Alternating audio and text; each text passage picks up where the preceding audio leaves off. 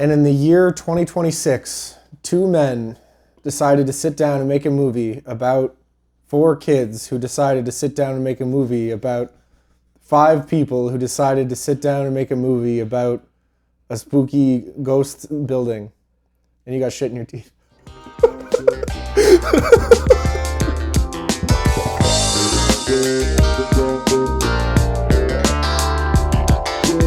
That was a very apt summary of what we just watched, or as I think I subtitled it, Grave Encounters 2, The Search for Lance. Yeah. Which ended up being way more accurate than I thought it was going to. Pretty much what it was. Welcome to Green Screen. This is our, if you haven't been here before, this is the show where we sit on the couch over there and watch a movie together that we haven't seen. There'll be little clips of us watching it. It's really just me and Avery doing reaction content and calling it something else. We invented it, I think, actually. Yeah, so that's really what you're getting here. But we're also going to talk about the movie, overall thoughts, splice in with some of our couch shenanigans. And some of our favorite part is trying to remember everything that happened. Oh yeah. We took no notes and we talked over a lot of this movie. So bear with us as we try to recount this film and talk about it. This was Grave Encounters 2. It was. We obviously did Grave Encounters on the channel before. We did it in our deep dive structure, which is normally the show we reserve for more, highbrow content. Stuff we want to really pick apart, analyze, have a real conversation about. Sometimes it's still funny. Yeah. But it's I'd say of our shows, that's our most serious, most sophisticated one. It's a thoughtful show. We didn't do the deep dive for Grave Encounters 2 because although it's been recommended to us many times, the context of the recommendation has mostly been, it's not good, but you guys gotta see this shit. That was a lot of the comments in the first video, was just definitely worth watching, but you'll hate it. It's like, all the things you didn't like, it happens again, but it's different and kind of like weird and not what you expect. Which it was. Piques my interest. And I'd say that was a very good description of the film we just watched, because that was certainly not what I think what either of us thought we were going to be getting into tonight. That was something.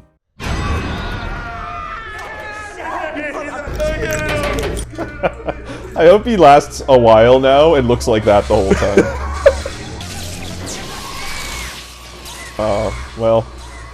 At a very high level, it was as bad as I thought it was going to be at parts. I expected this to be a terrible, low-quality follow-up sequel to an already very low-budget kind of cult horror film, but I think we'd both agree Grave Encounters punched above its weight. Mm-hmm. I was ready for this to be the typical horror sequel that sucks, and there are plenty of sections that I think fit that bill. Yeah. But then there's a lot of sections that started to do really interesting stuff, sometimes achieved it, most of the time brought up an interesting idea and then took a big steaming pile of shit on top of it. Yeah. And kind of everything in between. So, better than I thought? Yeah, I think I liked it more than you did, honestly. I mean, there was some really bad parts. I think maybe the most interesting thing to me is that the good parts of Grave Encounters 2 are not the same as the good parts of Grave Encounters 1. That's true. Which is very rare for a horror sequel, especially at this budget.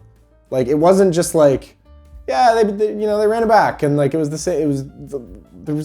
So we should talk about the format, I guess. They like kind the meta. of run it back. Yeah. So the movie opens with people reviewing, like YouTubers reviewing Grave Encounters 1. What I'm going to talk about is Grave Encounters. Grave Encounters? Grave Encounters? Grave Encounters. Right, which I didn't understand at first, and you pointed out. Yeah. They're actually in the universe of Grave Encounters 2. Grave Encounters 1 came out as the movie that we saw, and everyone knows it's fake, like we know it's fake. Yeah, but is a little confusing because Grave Encounters 1 is about a fictional show. Yeah, it gets found footage that's pretending to be real. So it wasn't immediately clear whether it was people in the Grave Encounters 1 universe talking about the Ghost Hunter show, right, or people one level up talking about the movie Grave Encounters 1. And it was the latter. It's that one. Which I didn't get for a little while, and then partially because we were talking and you pointed it out, which entered there's gonna be a lot of clips in here, not necessarily of us quipping on the couch, but more of us just in like complete confusion for the first 30 or so minutes. Trying to sort everything out. Just want to talk to Sean for a second. Sean will be back real soon, just as soon as he gets back from the hospital. Because Lance is the character in the movie Grave Encounters 1, but now we're talking about the guy who played... I know, but he could be using his stage name in the movie. So yeah, Sean, unrelated to the movie Grave Encounters 1, Sean just also has a stage name. Okay, whoa, fuck. Wait, no. Because he was not really a ghost hunter. No, that's what I mean. Sean Rogerson was not a ghost hunter. The character of Lance was. Maybe they don't know. The screenwriters. Maybe. And it focuses on, what's his name? Dane DeHaan looking kid.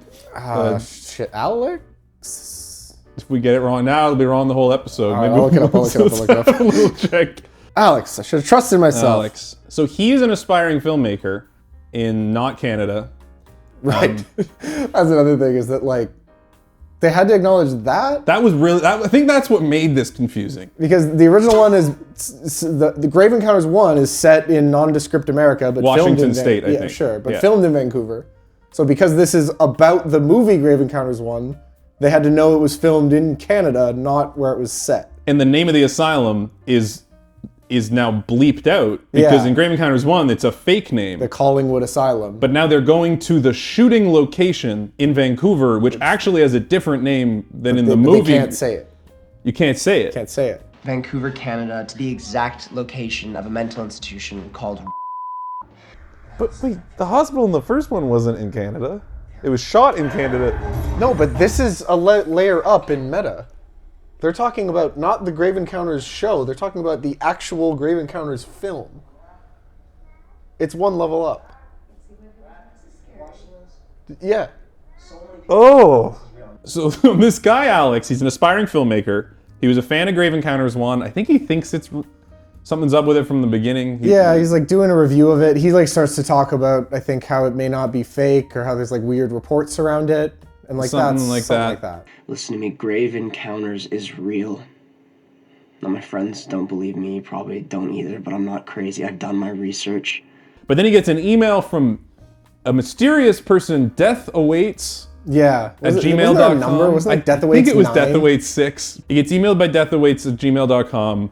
Footage of Lance that Yeah. wasn't in Grave Encounters 1. And they acknowledge that. And that's when I was like, oh, they like, Grave Encounters 1 is a movie. It's a movie. Yeah. What'd you think? Did you like it? It was good. It was good. I'm just trying to think of this. Let's think about these ghosts emailing me.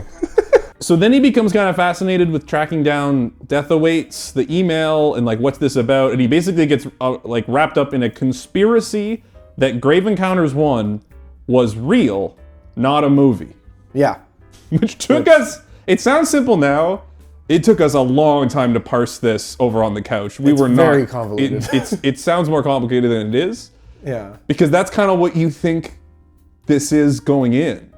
Yeah, is because that's the thing, is that it tracks very closely to like in universe they just like want to see what happened to the ghost hunter guys. Yeah. The fact that it's one level up and it's not Ghost Hunters is the show in the universe, but Grave Encounters 1 is. That's the thing where it's just Yeah. a little different in a way that's like slightly recontextualizes every scene. In a way that you can't forget, like you keep forgetting what way it is. Yeah. Like that happened a lot where I'm like, but how did he know that? And Yeah. then you're like, well, no, that was in the movie of the movie. And they're like talking about the guy, and they're like Sean or Lance, and they're Yeah. like using it like Lance is Sean's persona and also character. It's a stage name because they go, yes. I just don't understand what he means by Grave Encounters is real. Because he watched the movie.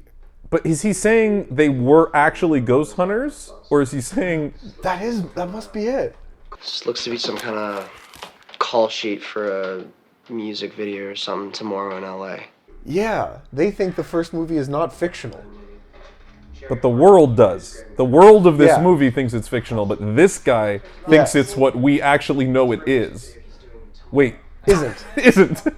Because they find out basically everyone else has like died mysteriously. Like our MVP from number 1. I'm gonna give an honorable mention to Bob Rathie as Kenny the Caretaker, just because that was probably my favorite moments on screen. My co-MVP, the extremely Canadian janitor, killed himself. Yeah. I'm assuming he didn't. Oh, that would be tough. Kenny Sandoval. Hey, the MVP! Suicide. 2004 self-inflicted shotgun wound. The dude went crazy. The actor did Yeah. that in the context of this film, not the character from Grave Encounters 1. The Canadian actor Bob McKenzie, or whatever his name was, killed himself in the lore of Grave Encounters 2, surely they had to ask him if they could say that. I'm sure. It must be like, wow. Yeah. Geez, Anyway, darn. yeah, that's confusing. Missing crew. Feared dead. Fuck, what else do I need to fucking prove to you? What are the new snippets? All the actors went missing? So they go looking for the actor who played Lance, Right. which is a guy named Sean. He lives with a really spooky mom. I don't actually. He doesn't even live with her, but like, He did. yeah, he did, but now Before he's he became in. a caveman. Yeah, right. We'll get to that. What do you mean? What are you talking The about? hospitals are crazy people.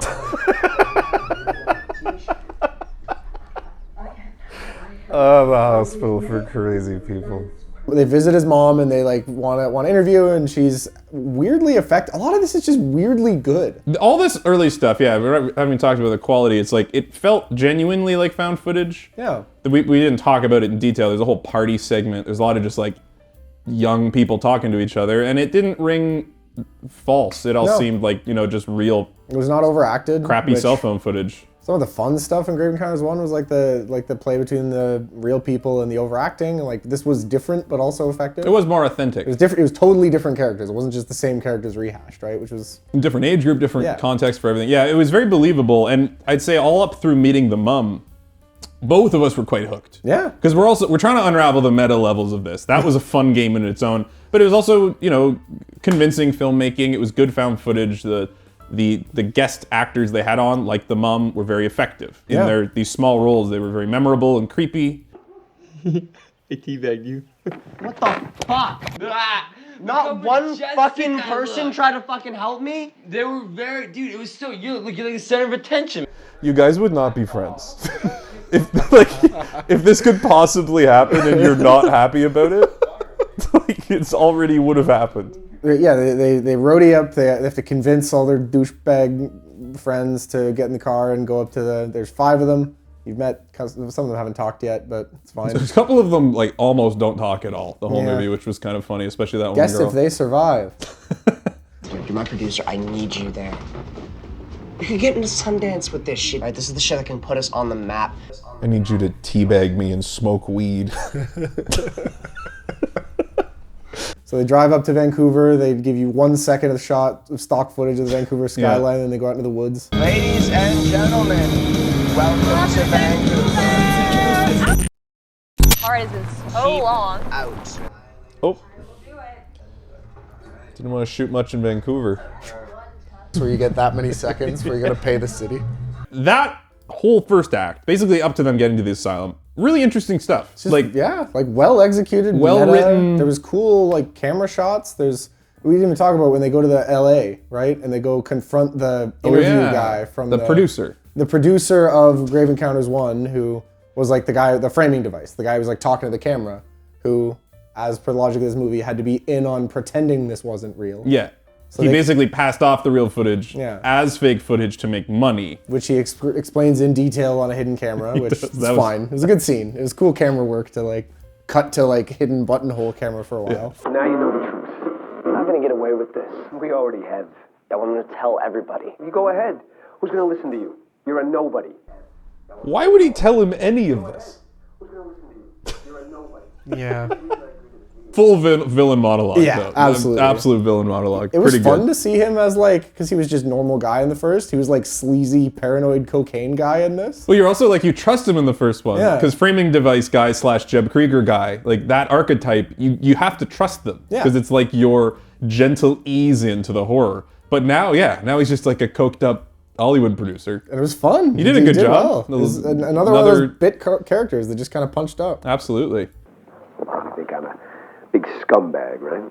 So yeah, that was all really good. I'd say once it gets to the asylum, they get in, it becomes, this is where it kind of lines up with Grave Encounters 1 again. Even though the characters are different, the reason they're there is different, all these meta layers, at the end of the day, is 5 people in the asylum looking for ghosts. Yep. And walking around, holding out, they even do some of the ghost hunting stuff, Yeah. which almost felt weird in retrospect that they didn't do that they did it at all. Either if you're gonna do it, I would almost have rather them try to make a real ghost show Yeah. or not do it at all. It just felt kind of Felt half-assed. callbacky when he was you said it might be him trying to do what Lance did, But there's like a point when he's in there and he's like, if there are any ghosts about, I'm like, why would you do this? Yeah, I'm like, you're you're not like like the a film student. Yeah, you're not like a medium. Yeah. You don't even necessarily believe in ghosts. Thermal camp picking that up? Yeah. Seriously? No, keep going. Trevor. Ew. Does that work? It can't be that hot, can it? Maybe. I guess it'd be body temp. Just get in for a camera. 10,000 subscribers. The reason I want to talk about it is that this asylum section gets into what I really didn't like about this movie very quickly, which is that, like we talked about in Grave Encounters 1, that movie was incredible up until the moment when shit hit the fan. Yes. It was right around when the long-faced spooky ghost starts showing up. There's tables and beds flying all over the room. Once that happened, that movie to me is 30 minutes of people running around in hallways screaming and you can't see anything and then it's over. Yeah. Everything before that was great. I loved Grave Encounters 1 up to that point. This movie did worse at it in that they spent almost no time with the fun setup, the characters interacting in the asylum, going around looking for stuff, like letting the asylum be creepy, no ghosts. Letting that cook for a while. Pretty much the first thing they do is the Ouija table. Right. And then it is a full, like, ghost. 100% ghosts, no way to not explain it. And I feel like that blew its load too early because the interesting thing about this movie is that there could have been no ghosts. They could have gone to the asylum and this evil awaits or death awaits at gmail.com is like an actual person. I mean, was it not... There's no ghosts. Like they're literally someone there Right. trying to set them up to kill, like a serial killer or someone just trying to make money on it. Something else, but not ghosts. And then like that, you and I were so interested before that in the movie and then we're like, oh, okay, it's ghosts. Imagine if there was no ghosts, you and I would have been like, what is it? Like, what's this movie about? And they had the opportunity to draw out that tension a lot longer than they did. They revealed it was ghosts like immediately. It's too early. It's too early for this. It was like superimposed where like, I think it's the same haunting as the first and it's the same ghost, but it doesn't have to be. It doesn't have to be because... And then it collapsed that wave function and said it is very early. And then it makes me be like, why do the legwork to give us the pathway for it to be different, to do the exact same thing? Yeah. That's what frustrated, that's my like core issue with this film. I love that they took this convoluted path to arrive back at what anyone would have assumed this movie was about, which is like investigating what happened to the people from the first movie. I agree, but the counterpoint is that you're arguing for less spooky asylum ghosts than the spooky asylum ghost movie. I am. Like I think that would have worked, but I think a lot of people who come to Grave Encounters 2, like you got to do the ghosts. But I feel like the people that will come to this to do the ghosts, they don't care about the filmmaker's journey to LA and the fake movie versus real movie meta logic. That's what we care about. Like studio notes. It's just like it's two movies for two different groups. If you're gonna just do the ghosts in the asylum, like we talked about on the couch, you don't need it. You don't need the fake movie angle. They could have just been fans of the Ghost Encounter show, and the show was real, and they're gonna go look for Lance for their ghost show, and then the rest of the movie would have played out the same.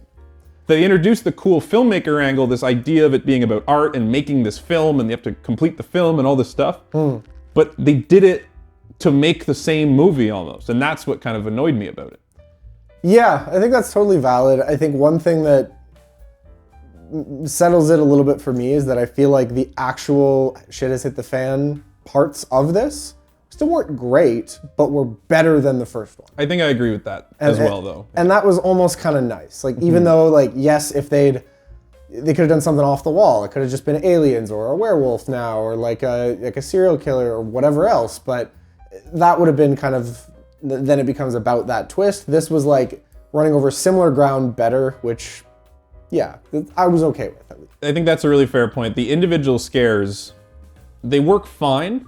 The bar is pretty low because the Grave Encounters 1 scares with the ghosts were all the worst parts of the movie. Yeah. This movie did do better. Like the doctor scene was good. Yeah. Was better than the doctor scene in the first one. The long-faced ghosts were generally the same or a bit better. They usually started bad but then like had a couple shots. We're like, okay, that's actually a good, like the way, like the real puppet moving unnaturally Some looked of pretty it, good. some of it looked pretty good. Like, I wish none of it happened and you did something else that was scary, but There was like more gore. it Like, the was deaths, better too. at doing that stuff. Yeah. So that is true. There's also another element to this that frustrated me, and we didn't talk about this.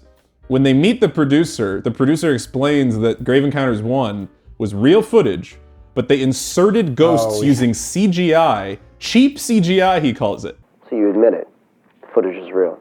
Yeah, every last frame of it. Except for a few cheap visual effects that we added at the last minute. So we're sitting on the couch, we're like, that's brilliant. The filmmakers are acknowledging that the shitty looking ghost in the first movie with the long face, that was bad CGI. And they're giving us an in-world explanation for why that stood out. You know what's cool though? Is how they said they added cheap effects. I did like that. Which is like canonized that the first movie doesn't have bad graphics. It was all like a meta level of... And they left it vague enough. It's just, hey, whatever part Remember you we didn't talked like. about how much scarier the movie would have been if they didn't include those little CGI scenes? And they're calling that out. That the real events was it minus those few little CGI bits, which would have been scarier. But then this movie does it again. Yeah. They also have the shitty ghosts that look the same as supposedly fake CGI ghosts. That was really weird. And then it's like, again, you've done the legwork to do something different, and then you didn't do the different thing. You do an in-universe explanation of why those ghosts in the first one looked shitty and weren't real.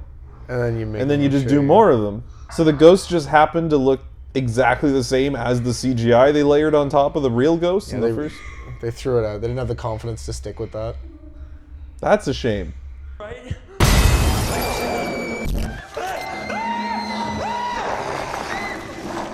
No. That was just a normal guy. That's so scary. And like I said it during the movie, there's a scene where like a ghost grabs someone through a window and then he gets the long face. I'm like, imagine if that was just like the tall man from It Follows and was just a normal guy who has appeared out of nowhere. Yep. And that's scary. That's way scarier. He's walking like he knows he's about to do a stunt. Yeah.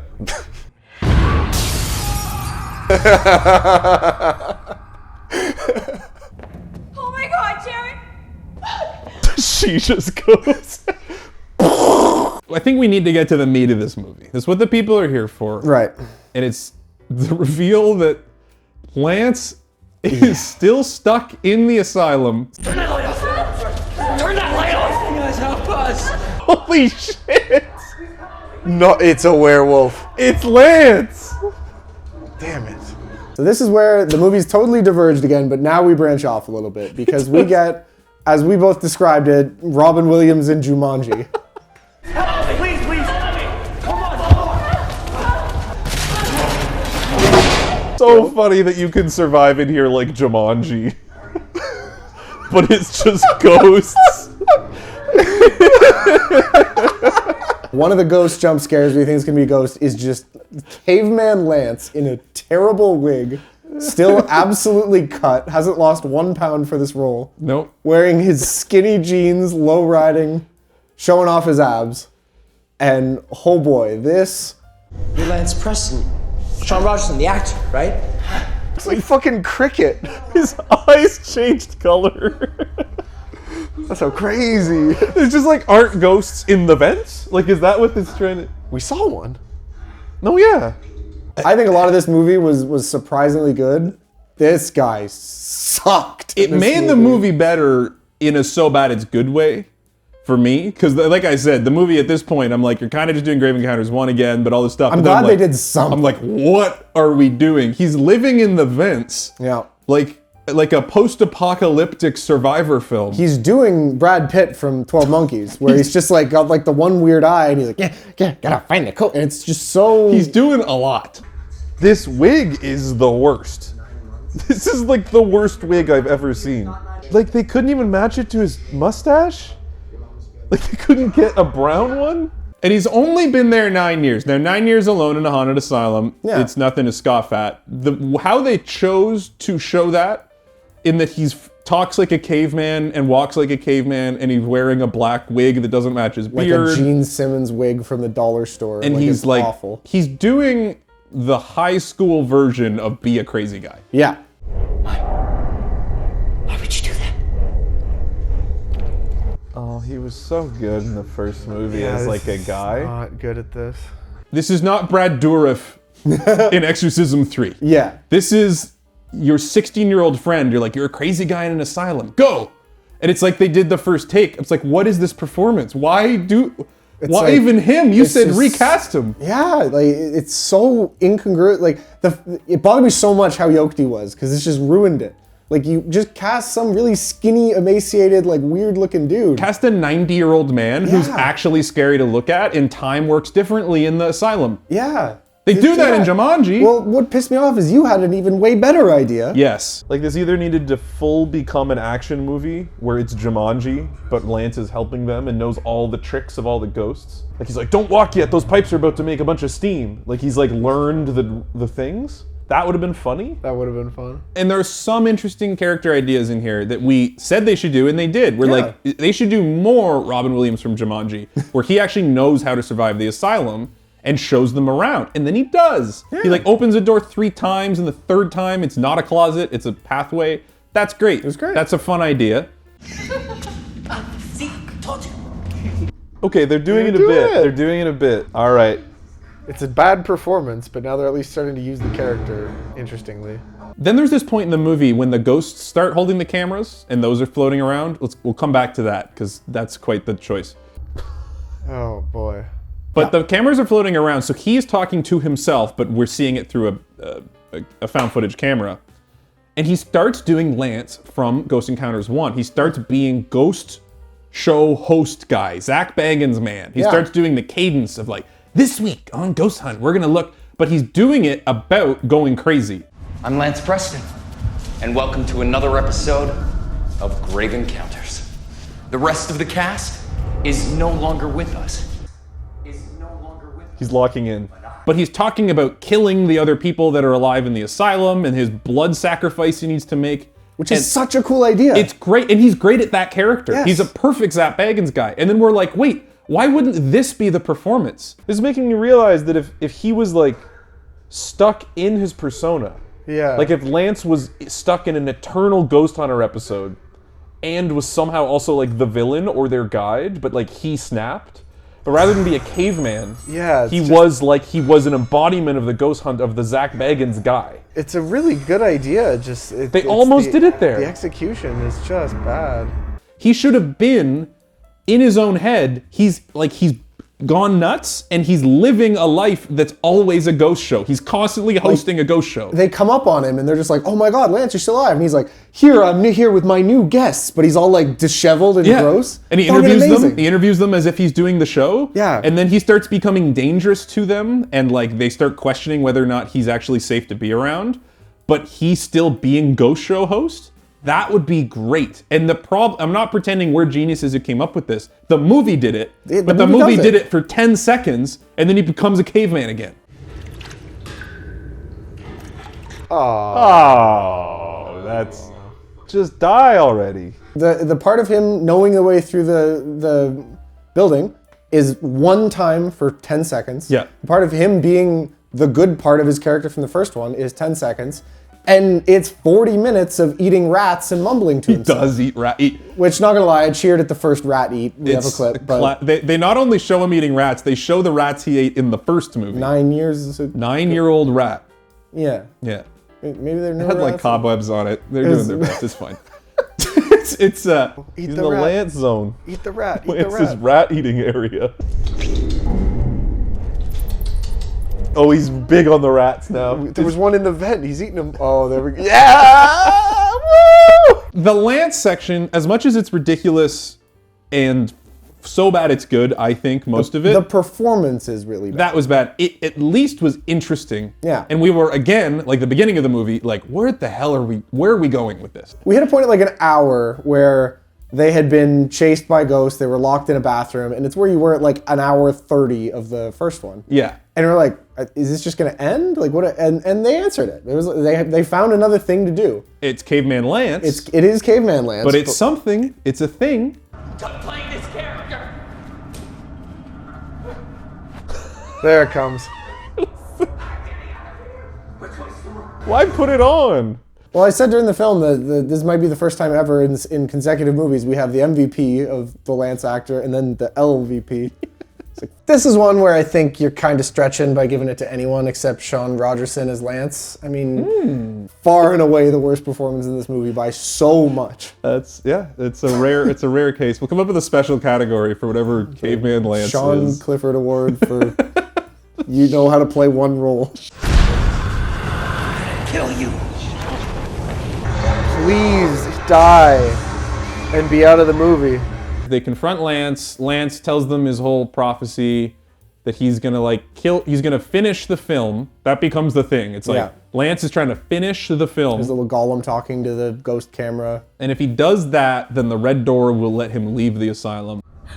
I need to finish the film. Oh, He's just not this guy. I just want my kids back. So he tries to kill them to finish the film, but They get him. They hit him with a pipe. how did they open the portal to the other dimension? It just happened, I think. Did Lance do it? I don't think so. I think it just happened.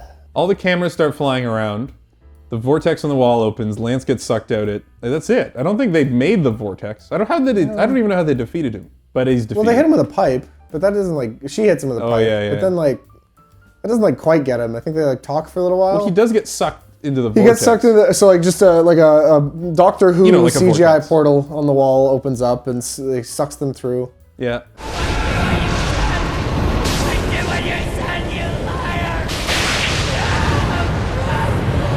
Then they go immediately to Alex is the new Lance, which is kind of an interesting idea.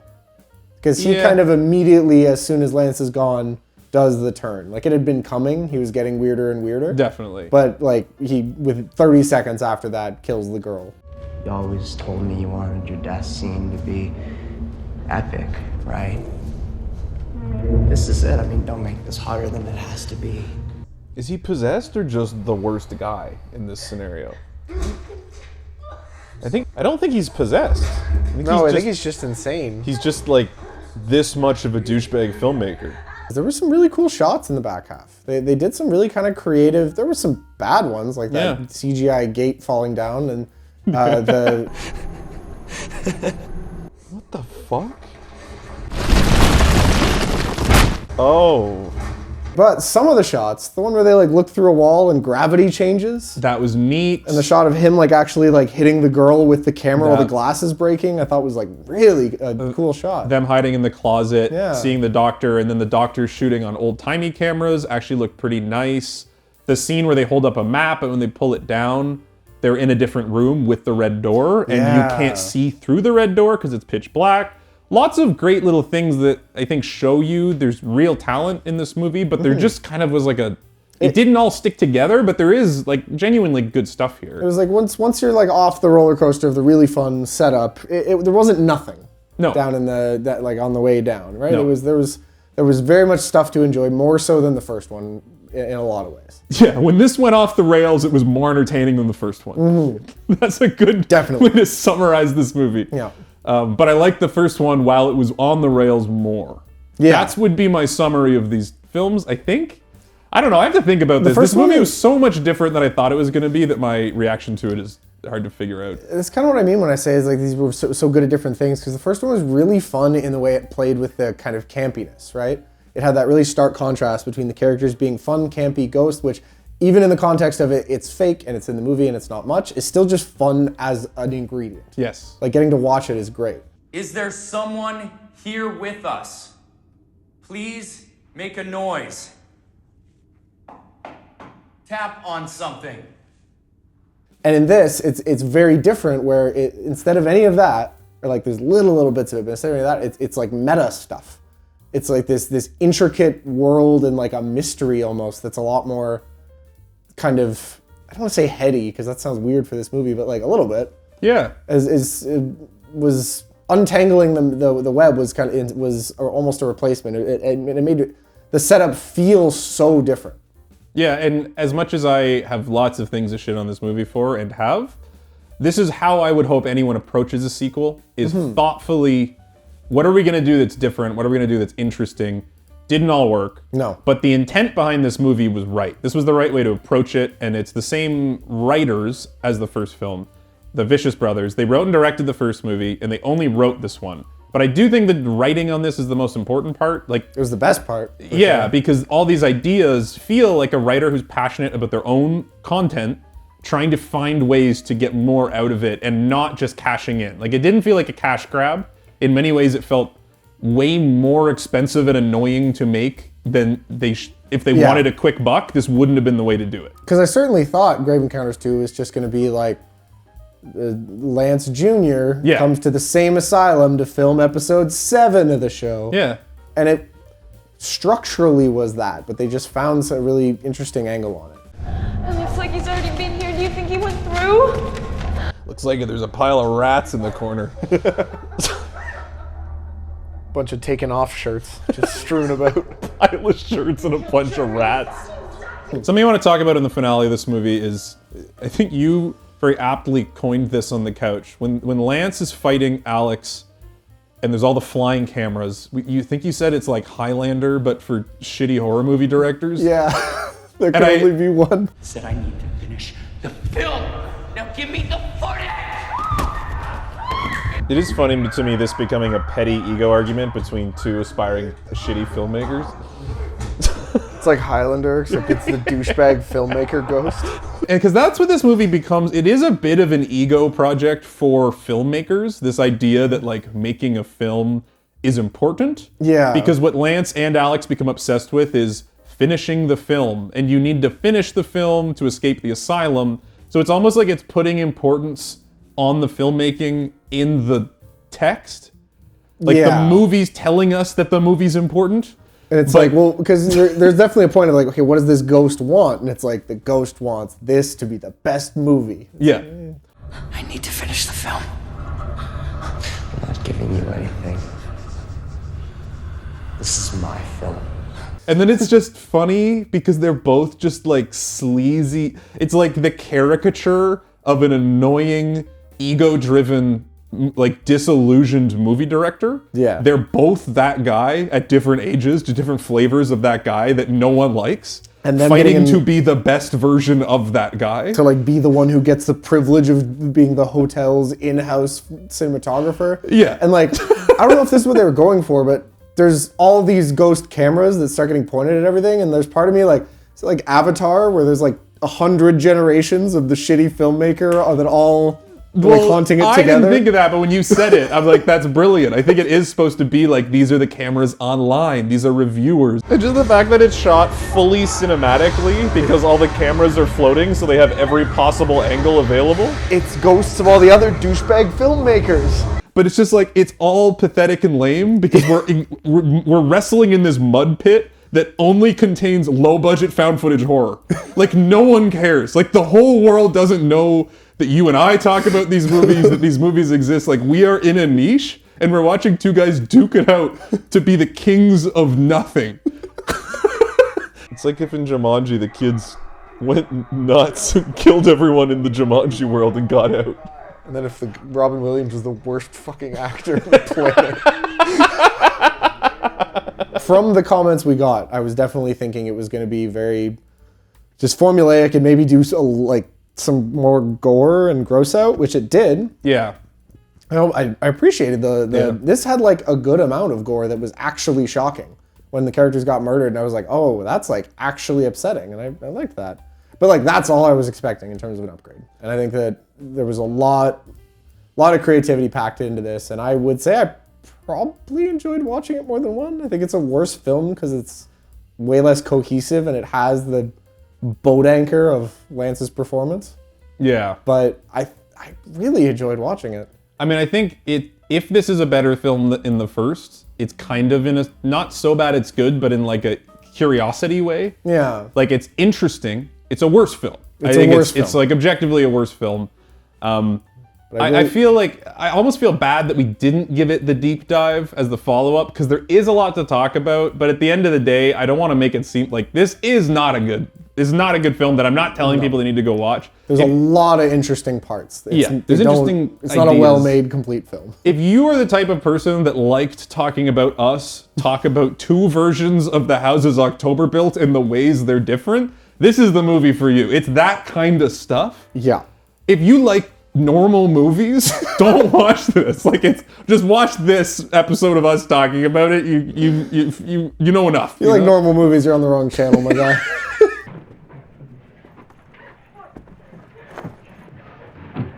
Why should she take her top off?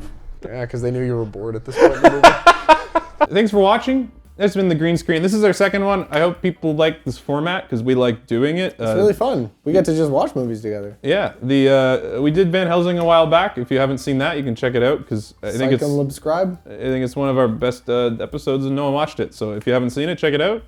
Like and subscribe. We got a Patreon. It's got stuff on it. Avery sometimes does little dances there live. That's a lie. The tier is very high. You just, if you haven't seen those hidden. show up, you got to keep upping the tier. You'll know when you get it. Well, happy 2026. Lots of movies coming up soon. And don't go to the asylum. You're going to find out that we filmed this from the asylum, but it's not real. I know it's been exactly a year ago tonight that your father disappeared. But you need to move on already. Wow. That was incredible. Hi, with Hartfield Productions. Your name? Roberto Smith. I got Roberto Smith. It's the best fake name you could cook up. We just tried to capture some shots of the hospital from outside. Why's her shirt off? I can't tell. It's not. It's just the same color as everything else in the shot. No, on the right. Oh.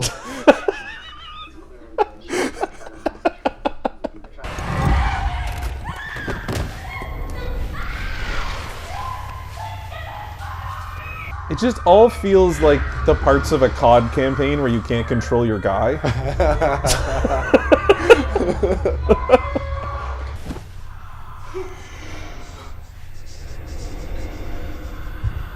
Oh, it's peach fuzz. Peach fuzz, I am here.